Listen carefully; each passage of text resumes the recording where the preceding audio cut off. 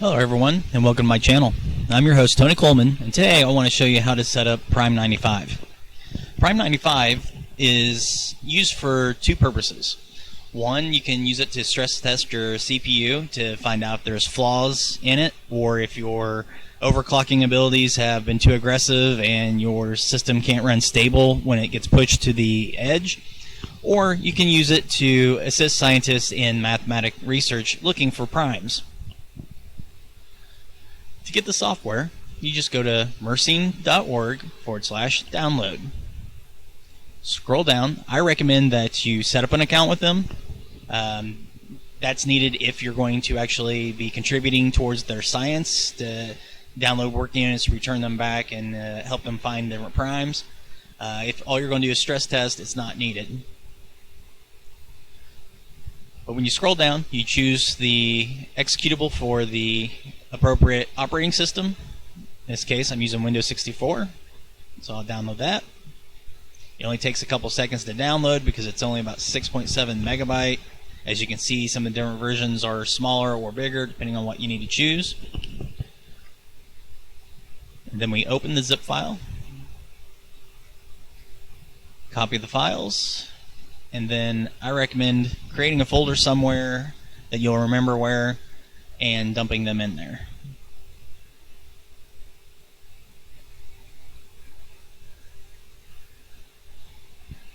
Okay. So now our files are extracted. I like creating a shortcut and sticking it in a spot where I can easily get to it. Just launch the app. When it comes up, it's going to ask you a couple questions. One is if you just want to stress test, that's what you want to do. It'll go ahead and start loading up your CPU with all the threads to push it to the extent. It'll also use the latest extensions, so if you have AVX or SSE, stuff like that, it's going to utilize those when it's doing the stress testing because it wants to push your CPU as hard as it possibly can. If your system crashes while this is happening, then either A, you're too aggressive with overclocking, or B, there's probably some kind of a stability issue with the CPU, whether it be heat or a flaw in the actual processor. I recommend, if you haven't already joined GIMPS, to go ahead and join, but if you have a login, you still have to click the Join GIMPS, and this is where you put in your username. If you don't have it, you can click this link here and it'll take you to the sign up page.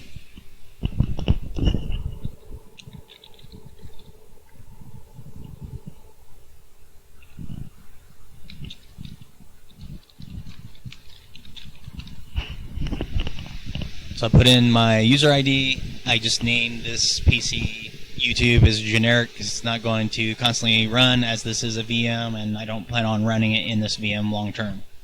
So just hit OK. How many hours a day do you want the program to run? I recommend leaving it on 24/7 if you actually want to contribute to the science. These work units can take several days to complete, so the longer you leave it running, the quicker it'll complete the work units, but it'll also be running your CPU's full load during that time. So daytime begins, ends, you can set all of that. I really am not going to adjust it for anything just because I'm going to get it going, but you can change those times based on what you want. You can assign different amounts of RAM. 8 meg is their default. I recommend upping it, but it really probably isn't going to take a whole lot. But just for showing you how it works, that would be 1000 meg, so just slightly under a gigabyte, because a gig of RAM wouldn't be exactly 1000, but it'd be more like 1024. Here's the CPU that's in this virtual machine. I've only given it a couple threads, so it actually doesn't have all 12 threads that it would normally provide, but it does tell you what features it has, which is SSE, some AVX, the cache size, so handy information. Hit OK. Priority 1, default's fine. You shouldn't really have to change much. Type of work, if you want to specifically run certain portions of the research, you can. I recommend just leaving whatever makes the most sense, because it tries to be smart enough to justify what your CPU can handle versus what the project is needing. Normally this would be available to you to change, but since this virtual machine only has, I believe, the one CPU thread given to it, I'll check that real quick.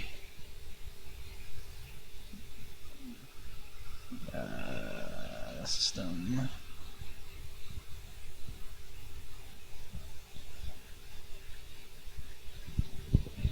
Yeah, it appears to only have the one assigned to it. I did not check before making the video.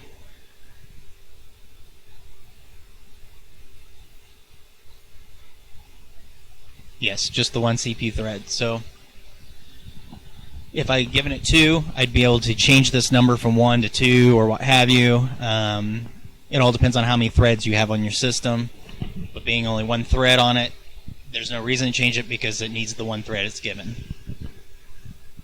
So here it's loading up a work unit. Let's do the primality test.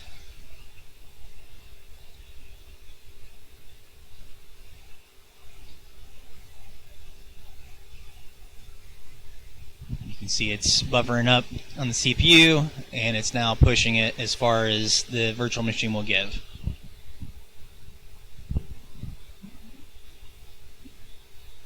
As it progresses, you will also see it give you a status update on how far it's gotten. It does take several hours, sometimes days, to complete some of this work. So don't get disheartened if you haven't had any return for a while. Some of these can take a week to process.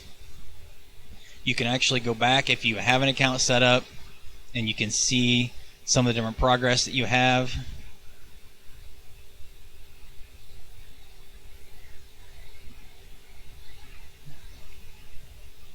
I can see the assignments that I have. Right now it's just this one. It's working on this exponent. Tells you when it was assigned, when it last updated, because the client will check in periodically, let it know that it's still being worked on. That way they know not to send the work unit back out if it's getting regular updates. They estimate that this will be completed in 20 days off of this CPU, off the one thread. If it's not done within 180 days, they will basically send the work unit back out to somebody else. You can look at other stats, like what the different systems you have attached are, because you can have several attached at one time. You can look at the various work units you've completed.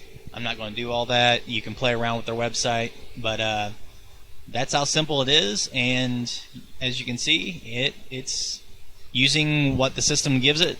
Right now, the web browser is using about 20% of the CPU, but that will change as I close things out. So if you have any questions, feel free to drop those in the comments section. Some of you might have questions about how to use your GPU for this project. Prime95 does not do work for the GPUs. It does not stress test them. It does not complete work on them. However, GIMPS does have a few other options for programs to run their work on graphical processors. Is actually more beneficial using those, but it all depends on what your goal is. If you're wanting to push the science, definitely look into those. You can download those off of their website. As I had shown before, it's from the page that I'd have to resubmit here. For downloading, I believe it talks about them. Yes.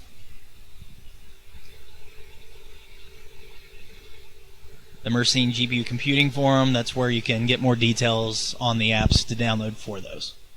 So, if you like the video, please subscribe, mash that button, hit like, and share the videos with all your friends. And it doesn't cost anything to you, but it does help content providers like myself quite a bit. So until next time, have a good one.